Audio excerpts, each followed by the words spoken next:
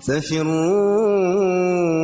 إلى الله إني لكم منه نذير مبين ولا تجعلوا مع الله إلها آخر إني لكم منه نذير مبين. الحمد لله الذي نزل على عبده كتابا أظهر الحق بالحق وأخزى الأحزاب وأتم نوره على الموحدين وجعل كيد الكافرين في تباب. أرسل الرياح بشر بين يدي رحمته وأجرى بفضله السحاب. نزل من السماء ماء فمنه شجر ومنه شراب. جعل الليل والنهار خلفة فتذكروا يا أولي الألباب. نحمده تبارك وتعالى على المسببات والأسباب ونعوذ بنور وجهه الكريم من المؤاخذة والعتاب ونسأله السلامة من الحساب ومن سوء العذاب. وأشهد أن لا إله إلا الله العزيز الوهاب الملك فوق كل الملوك ورب الأرباب. الحكم العدل يوم يكشف عن ساق وتوضع الأنساب. غافر الذنب وقابل التوب شديد العقاب. خلق الناس من آدم وخلق آدم من تراب. خلق الموت والحياة ليبلونا وإليه المآب. فمن عمل صالحا فلنفسه والله عنده حسن الثواب ومن أساء فعليها وما متاع الدنيا إلا في سراب. وأشهد أن محمدًا عبده ورسوله المستغفر التواب المعصوم صلى الله عليه وسلم في الشيبة والشباب. خلقه القرآن ورأيه الصواب وقوله فصل الخطاب. قدوة الأمم وقمة الهمم وضرة المقربين الأحباب. عرضت عليه الدنيا بخزائنها فكان بلاغه منها كزاد الركاب. ركب البعير ونام على الحصير وخسف نعله ورتق الثياب. أضاء الدنيا بسنته وأنقذ الأمة بشفاعته وملأ للمؤمنين بكفه من حوضه الأكواب. فاللهم صل وسلم عليه وعلى الآل والأصحاب. كلما هبت الريح بالبشرى وجرى بالخير السحاب ما نبت من الأرض زرع وأينع ثمر وطاب. فاللهم صل على محمد وعلى آل محمد كما صليت على آل إبراهيم إنك حميد مجيد وبارك على محمد وعلى آل محمد كما باركت على آل إبراهيم إنك حميد مجيد. يا أيها الذين آمنوا اتقوا الله حق تقاته ولا تموتن إلا وأنتم مسلمون. يا أيها الناس اتقوا ربكم الذي خلقكم من نفس واحدة وخلق منها زوجها وبث منهما رجالا كثيرا ونساء واتقوا الله الذي تساءلون به والأرحام إن الله كان عليكم رقيبا. يا أيها الذين آمنوا اتقوا الله وقولوا قولا سديدا يصلح لكم أعمالكم ويغفر لكم ذنوبكم ومن يطع الله ورسوله فقد فاز فوزا عظيما. أما بعد فإن أصدق الحديث كتاب الله تعالى وأحسن الهدي هدي محمد صلى الله عليه وسلم وشر الأمور محدثاتها وكل محدثة بدعة وكل بدعة ضلالة وكل ضلالة في النار. وبعد فحيا الله هذه الوجوه الطيبة المتوضئة وطبتم وطاب سعيكم وممشاكم وتبوأتم جميعا من الجنة منزلا. وأسأل الله الحليم الكريم أن يحشرنا في ظل عرشه يوم لا ظل إلا ظله. ثم نسأله تعالى بمنه وجوده وكرمه أن يكون منطلقنا من أرض المحشر صحبة سيد الأنبياء والمرسلين محمد النبي الأمين حيث مقعد صدق ومقام أمين. وبعد فإن الخلاف بين الناس أمر طبيعي وجبلي، بل هو سنة من سنن الله تعالى الكونية. فما زال الناس يختلفون بسبب اختلاف طبائعهم وتصوراتهم عن الأشياء، وبسبب تنافسهم على حدود الدنيا من المال والشرف والنساء وكذا وكذا. قال تعالى: ولا يزالون مختلفين. نسأل الله أن يجعلنا ممن رحمه. ولكنه أيها الأكارم لا يصح أن يتحول هذا الخلاف إلى تخاصم وتشاحن وشقاق ونزاع وبغضاء وفساد ذات بين. وقد نهى رسول الله صلى الله عليه وسلم عن هذا الخصام والتهاجر والتشاحن، فقال صلى الله عليه وسلم: لا يحل لمسلم أن يهجر أخاه فوق ثلاث.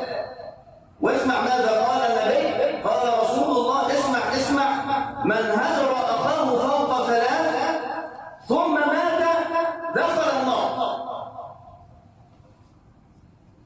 ويخبرنا الله تعالى في كتابه الكريم أن الخصام والتهاجر وفساد ذات البين يؤدي إلى الهزيمة.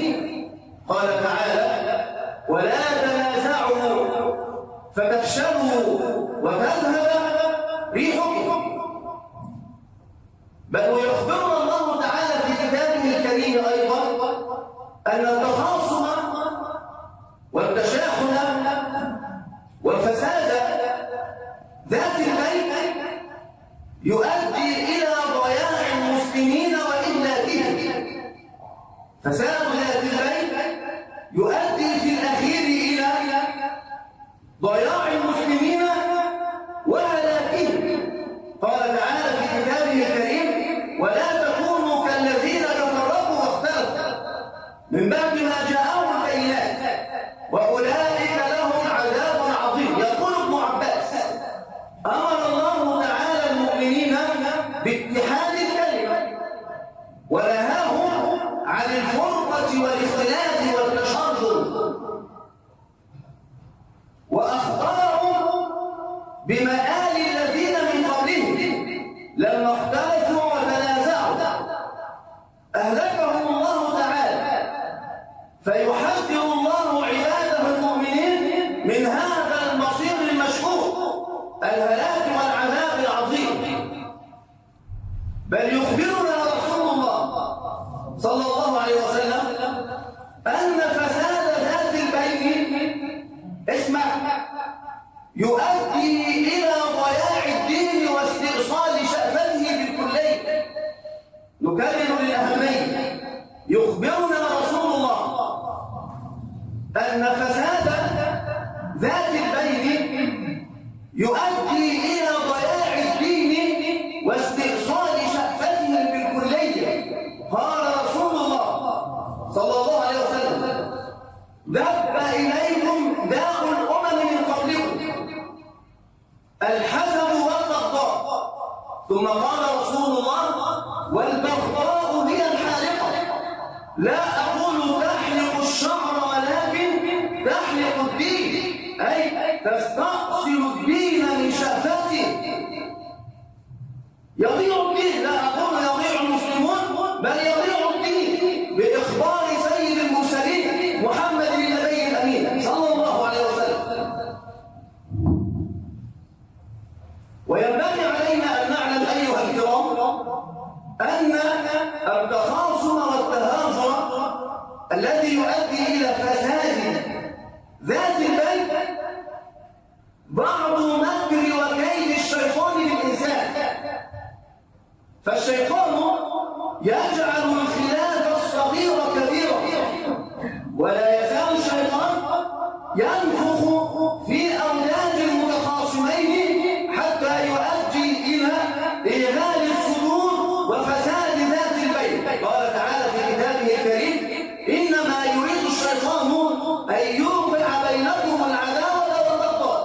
يخبرنا الله أن فساد ذات البين بعض مكر الشيطان، ويؤكد النبي على هذه الحقيقة فيقول صلى الله عليه وسلم: اسمع، إن الشيطان قد آيس أي يأس أن يعبده المصلون في جزيرة العرب، ولكن في التحريش بينهم، أي في إغراء بعضهم ببعض وإيغال صدورهم، حتى يؤدي ذلك إلى فساد ذات البين.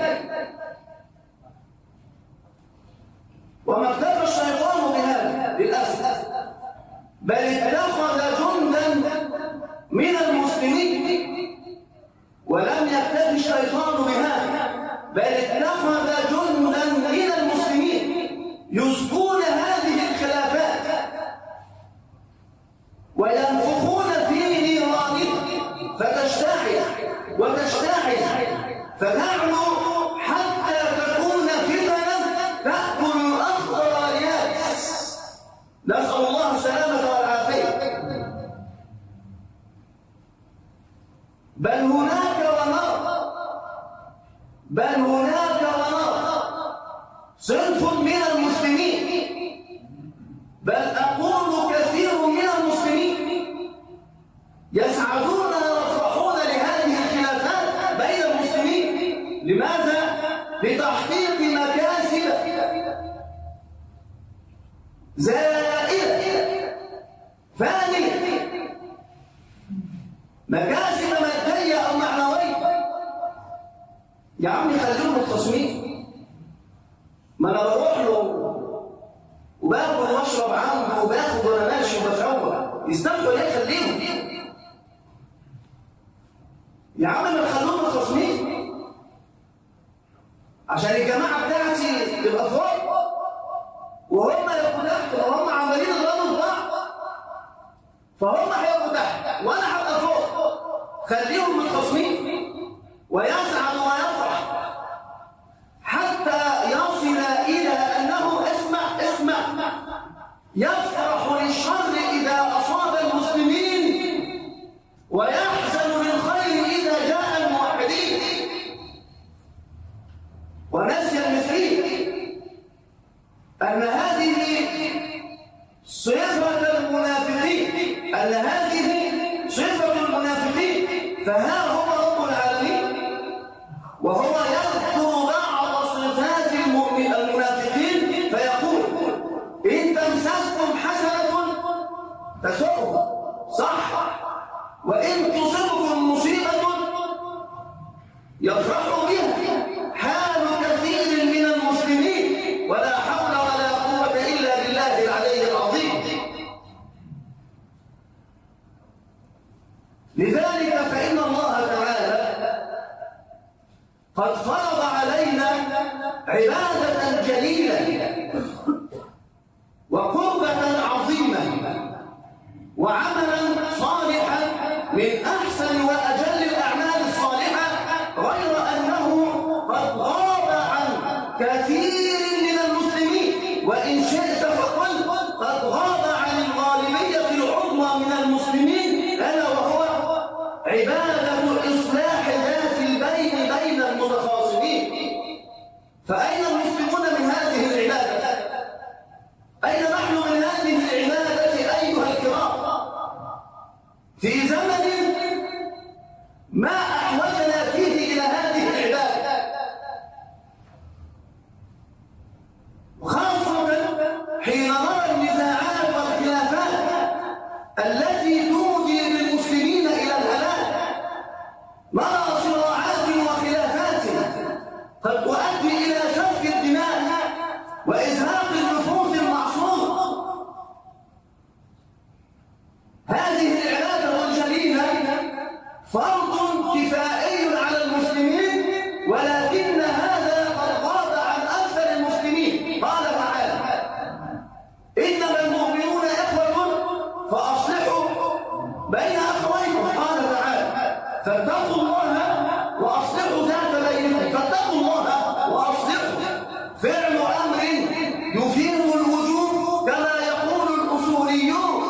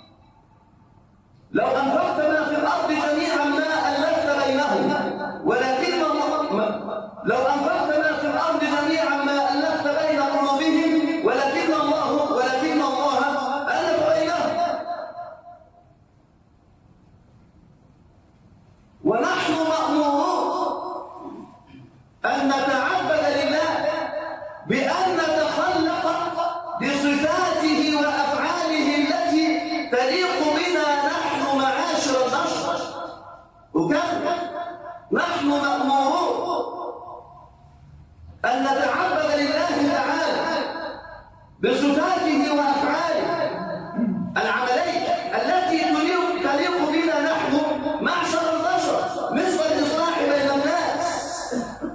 بل هذا سيد الناس صلى الله عليه وسلم يحيي هذه الشعيرة بين أصحابه ليدربهم تدريبا عمليا على مدى أهمية هذه الفضيلة، هذه الشعيرة الغائبة عن كثير من المسلمين. نسأل الله السلامة والعافية. تقول عائشة رضي الله عن عائشة: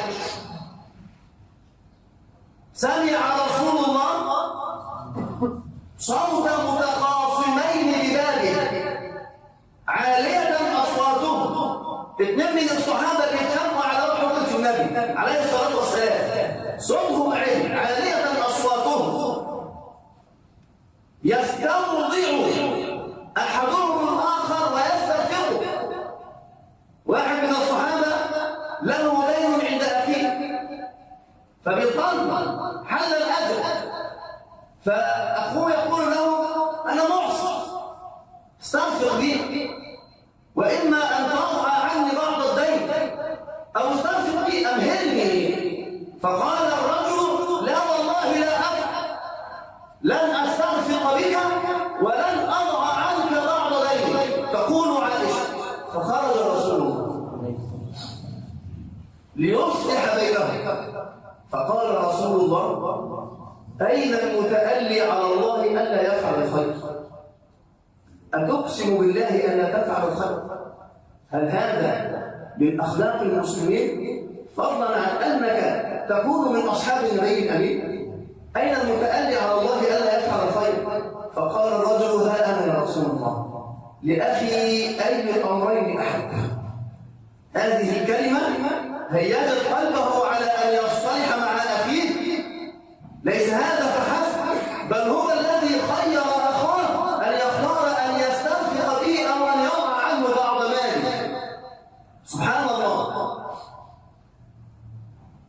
بل يخبرنا رسول الله، اسمع هذه ولا تعجب، أن الإصلاح بين المتخاصمين أفضل عند الله تعالى، اسمع ولا تستغرب، من الصلاة والصيام والصدقة. إيه ورب الكعبة، لا أعني أن الإصلاح بين المسلمين أفضل من الصيام والصلاة والصدقة النافلة، لا، بل من الفرض الواجب على المسلمين. يقول النبي الأمين: ألا تصلون على النبي الأمين صلى الله عليه وسلم؟ ألا أخبركم بأفضل من درجة الصيام والصلاة والصدقة؟ قالوا: بلى يا رسول الله، أي أخبرنا يا رسول الله. قال رسول الله: إصلاح ذات البين. يا الله، إصلاح ذات البين أفضل من الصلاة والصيام حتى الفرض. لماذا أيها الكرام؟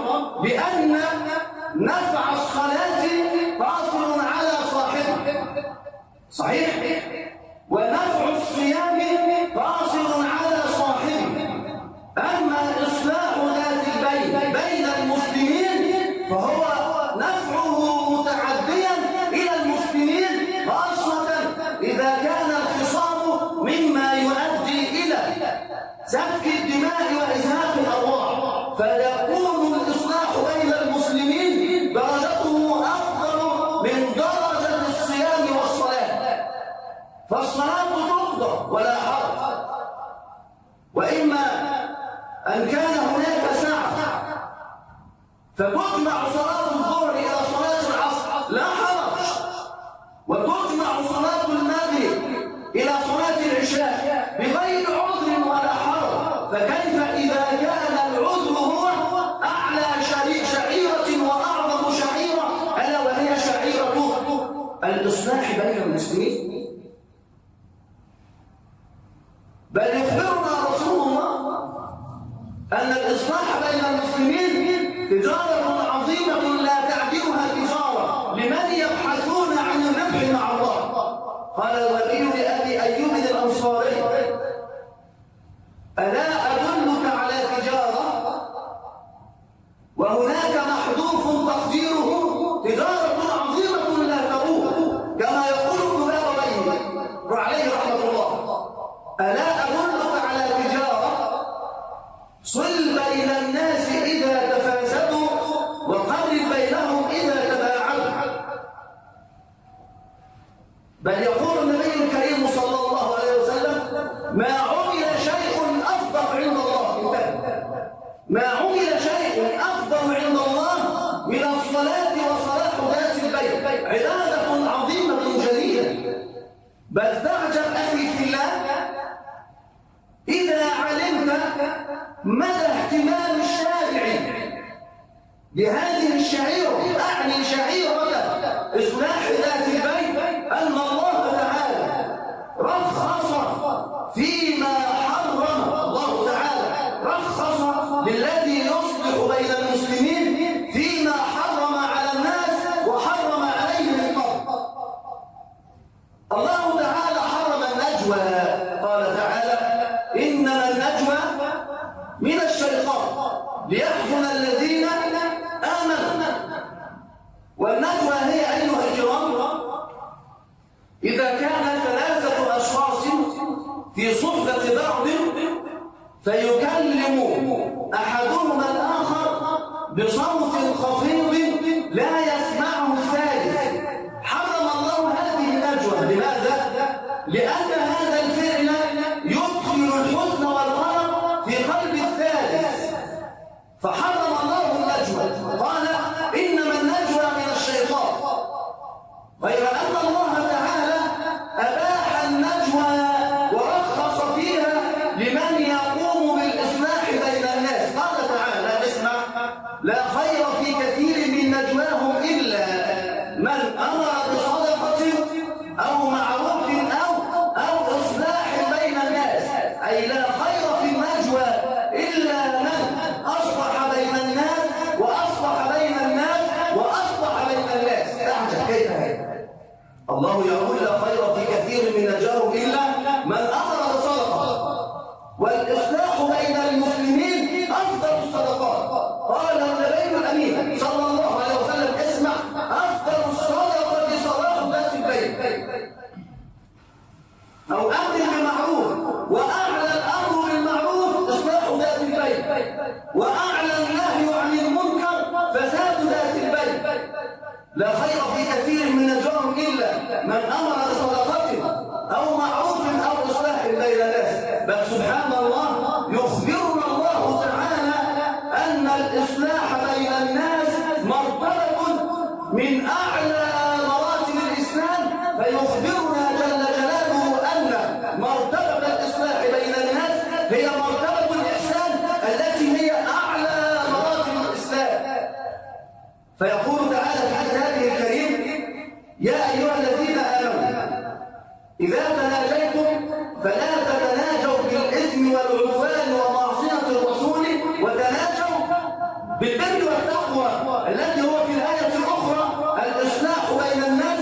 فيعلمنا الله تعالى أن الإصلاح بين الناس من البر الذي هو الإحسان الذي هو أعلى درجات الإسلام.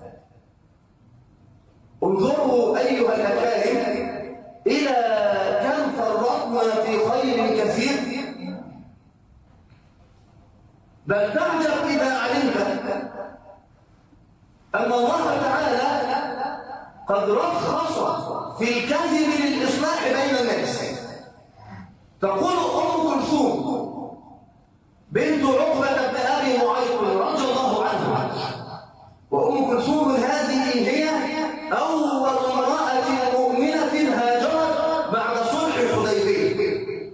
تقول أم كلثوم: سمعت النبي يقول: ليس الكذاب الذي يصلح بين الناس فيقول خيرا أو ينمي خيرا، ليس هذا هو الكذاب.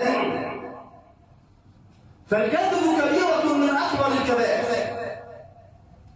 بل جريمة من أشنع الجرائم، ولكنه الكذب الذي يؤدي إلى الإفساد بين الناس، أما الكذب الذي يؤدي إلى الإصلاح بين الناس فلا حرج فيه البتة، بل أحبه الله تعالى. وضابط هذا الكذب المباح ألا يؤدي إلى الإضرار بأحد من المسلمين، هذا ضابطه حتى لا يفتح الباب على الغالب للكذب. الكذب المباح حده ألا يضر أو يأذي بأحد من المسلمين. يقول سفيان الثوري رحمه الله: إنما الكذاب الآثم الذي يأثم بكذبه، إنما الكذاب الآثم، أما المأجور فلا حرج عليه. يقول سفيان: ألم تسمع إلى يوسف الصديق صلى الله عليه وسلم وهو يقول لإخوته إنكم لسارقون، مع أنهم ما سرقوا، ويوسف يعلم أنهم ما سرقوا، بل يوسف هو من أمر فتيانه أن يضعوا السقاية في رحل أخيه. قال تعالى: فلما جهزهم بجهازهم جعل السقاية في رحل أخيه. يقول سفيان: وما آثم يوسف صلى الله عليه وسلم، بل هو مأجور، بدلالة قوله تعالى: وكذلك كدنا ليوسف. يقول ابن كثير: أي وكذلك صنعنا ليوسف، فما آثم يوسف صلى الله عليه وسلم. بل تعجب إذا علمت أن الله تعالى قد أبطل الصدق في بعض الأحيان. أيها رب الكعبة، الله تعالى أبطل الصدق في بعض الأحيان، الصدق الذي يؤدي إلى الفساد وإلى انتشار الفتن وإلى انتشار الشر بين المسلمين. ألا ترى أن الله قد حرم النميمة، مع أن النميمة هي نقل كلام مطابق للواقع، أي نقل كلام صدق، نقل كلام مطابق للواقع، غير أنه نقل على سبيل الإفساد بين الناس، بل عده رسول الله كبيرة من الكبائر. لذلك يقول ابن بابويه رحمه الله: إن الله تعالى أحب الكذب في الإصلاح وأبغض الصدق في الإفساد. قاعدة عظيمة: إن الله أحب الكذب في الإصلاح وأبغض الصدق في الإفساد، أي بين الناس، أي بين الناس. وربنا جل جلاله حرم على الناس المسألة، أي حرم على الناس أن يسألوا الناس أموالهم بغير حق، إلا في 3 مواضع نرجوها إلى ما بعد جلسة الاستراحة. أقول ما تسمعون وأستغفر الله لي ولكم ولسائر المسلمين فاستغفروه يغفر لكم، إنه هو الغفور الرحيم. الحمد لله حمدا كثيرا كما أمر، وأشكره وقد تأذن بالزيادة لمن شكر، وأشهد أن لا إله إلا الله وحده لا شريك له ولو كره ذلك من أشرك به وكفر، وأشهد أن محمدا عبده ورسوله سيد البشر الشفيع المشفع في يوم المحشر، وأصلي وأسلم عليه وعلى أحبابه وأصحابه وأزواجه الميامين الغرر، وعلى التابعين لهم بإحسان كلما أظهر الفجر وأنور. اللهم صل على محمد وعلى آل محمد كما صليت على آل إبراهيم إنك حميد مجيد، وبارك على محمد وعلى آل محمد كما باركت على آل إبراهيم إنك حميد مجيد. وبعد، قلنا أن الله تعالى قد رخص للمصلحين بين الناس إذا تفاسدوا ما حرم على غيرهم وحرم عليهم القطع، فرخص لهم في الكذب كما أسلفنا، ورخص لهم في النجوى كما أسلفنا، ورخص لهم أن يسألوا الناس أموالهم حين حرم الله تعالى على الناس أن يسألوا الناس أموالهم. التسول يعني.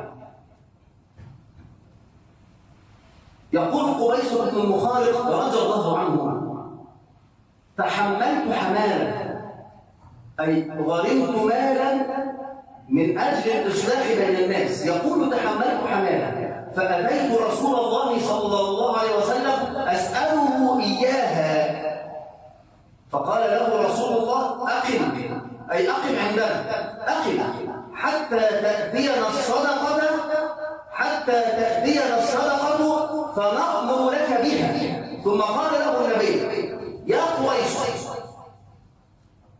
أي اعلم يا قويس أن المسألة، أي سؤال الناس أموالهم، لا تحل إلا بثلاث فقط، ما عدا ذلك يحرم. يا قبيصة إن المسألة لا تحل إلا لإحدى ثلاث: رجل تحمل حمالة، أي غرم أموالا حال إصلاحه بين الناس فدفع دية على سبيل المثال. وهناك في بعض الأحيان خصوم لا يجنحون إلى الصلح إلا إذا أعطيت لهم أموال نظير ما فقدوه أو كذا أو كذا، وقد تحضر الأنفس الشح، فلا يتم الإصلاح إلا بإنفاق أموال. فإذا حضر رجل موفق ليصلح بين الناس فأخرج مالا من جيبه حتى ولو كان من أغنى الناس، حلت له المسألة. قال النبي قبيصة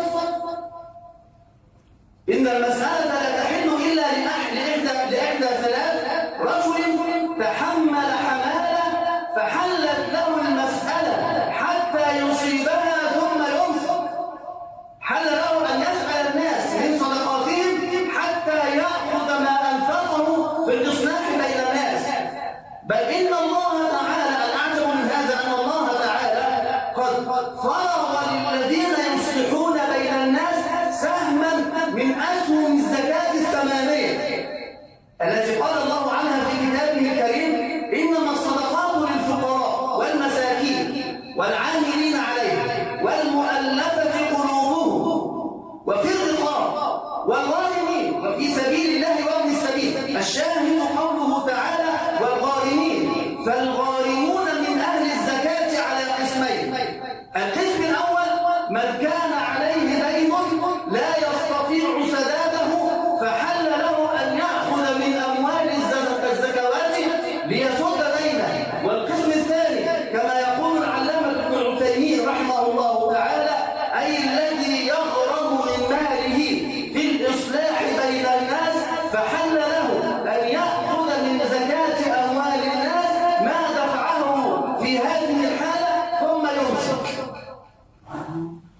أرأيت مدى اهتمام الشارع بالإصلاح بين الناس؟ بل لما حرم الله تعالى ترك صلاة الجماعة على خلاف بين أهل العلم بين وجوبها وسنيتها، لما حرم الله تعالى ترك صلاة الجماعة أباح للمصلحين بين الناس أن يتركوا صلاة الجماعة من أجل الإصلاح بين الناس. والذي قام بهذا وفعل هذا هو صاحب الشرع النبي محمد صلى الله عليه وسلم. يقول سهل بن سعد رضي الله عنه: سمع النبي صلى الله عليه وسلم بشجار أو خصام في قباء حتى أنهم وصلوا إلى أن يتراشقوا الحجارة، قتال دائر في قباء التي بني فيها أول مسجد في الإسلام. حدث حجار بين بعض القبائل حتى أنهم تراشقوا قتال بين المسلمين. فقال النبي الأمين لأصحابه: اذهبوا بنا نصلح بينهم. فذهب النبي وبعض أصحابه من أجل الإصلاح بين المسلمين، فحبس النبي، فأخر النبي حتى جاء وقت الصلاة فأذن بلال وجاء وقت الإقامة. ماذا يفعل بلال؟ ذهب بلال لأبي بكر رضي الله عنه فقال له: يا أبا بكر، حبس النبي صلى الله عليه وسلم وقد حانت الصلاة، فهل لك أن تؤم الناس؟ فقال له أبو بكر: افعل إن شئت، أي أقم الصلاة فأؤم أنا الناس. فأقام بلال الصلاة وأما أبو بكر المصلي وتأخر النبي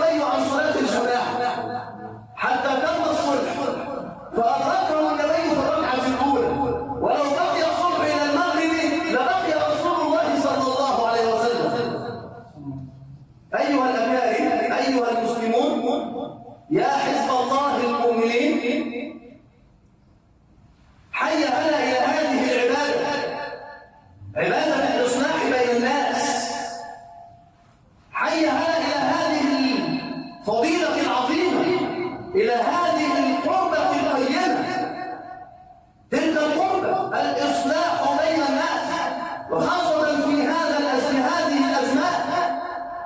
تخاصم الأهل والخلان، تخاصم الأقارب والجيران، تخاصم الأصدقاء والشركاء، وما ذاك إلا لأن الموفقين من أمة النبي الأمين تركوا هذا الدور العظيم، دور الإصلاح بين الناس. أعني وخاصة ذوي الجهل والمال والغنى الذين تركوا هذه المنطقة من أجل أثرة بغيضة وأنانية مفرطة، بل وحرمان من خير كثير. أين أنتم من تحقيق الولاية بين المسلمين؟ أما سمعتم قوله تعالى: والمؤمنون والمؤمنات بعضهم أولياء بعض، يأمرون بالمعروف وينهون عن المنكر. ومن مقتضيات الولاية المحبة في الله. أين المحبة في الله يا أمة محمد؟ أما علمتم أن المحبة في الله هي أوثق عرى الإيمان؟ قال رسول الله: إن أوثق عرى الإيمان أن تحب في الله وتبغض في الله. ومن مقتضيات هذه المحبة أن تحب لأخيك ما تحبه لنفسك. لا ورقب وحدك، لا يؤمن أحدكم حتى يحب لأخيه ما يحب لنفسه، كذا قال رسول الله. لا يؤمن أحدكم، يقول شراح الحديث، وهناك قسم محذوف، أي لا والله لا يؤمن أحدكم حتى يحب لأخيه ما يحب لنفسه. أنت تحب أن تعيش هنيئا، صحيح، في أمان وفي سلام وفي عزة وفي منعة، فتسعى إلى ذلك. فإن كنت حقا من المؤمنين الذين يحبون لإخوانهم ما يحبون لأنفسهم، فأين أنت من هذه العبادة؟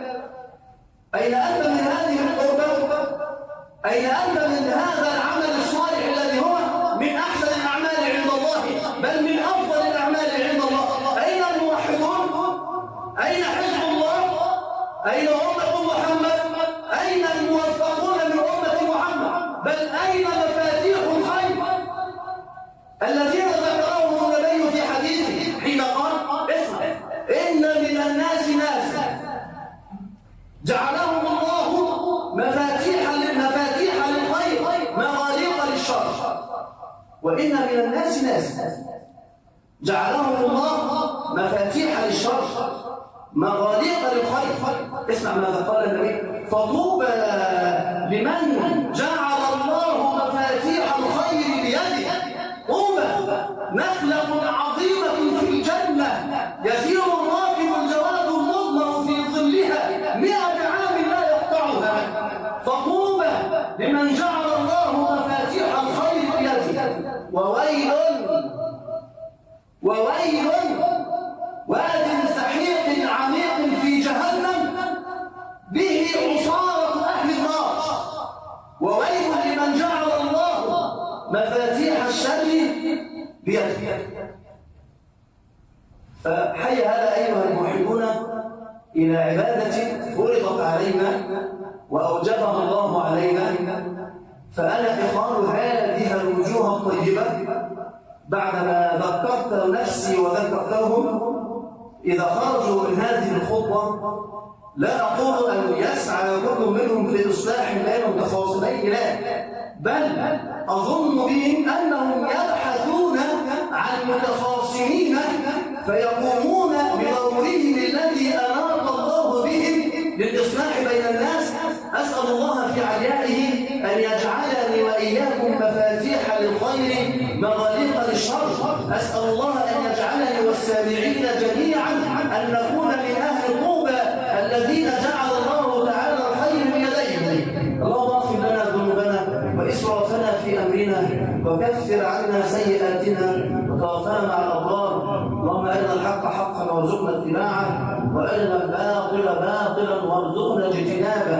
اللهم لا تدع لنا في هذا اليوم الأبر الكريم المبارك ذنبا إلا غفرته، ولا دينا إلا قضيته، ولا هما إلا فرجته، ولا عاصيا إلا هديته، ولا متخاصمين إلا أصلحتهم يا أرحم الراحمين.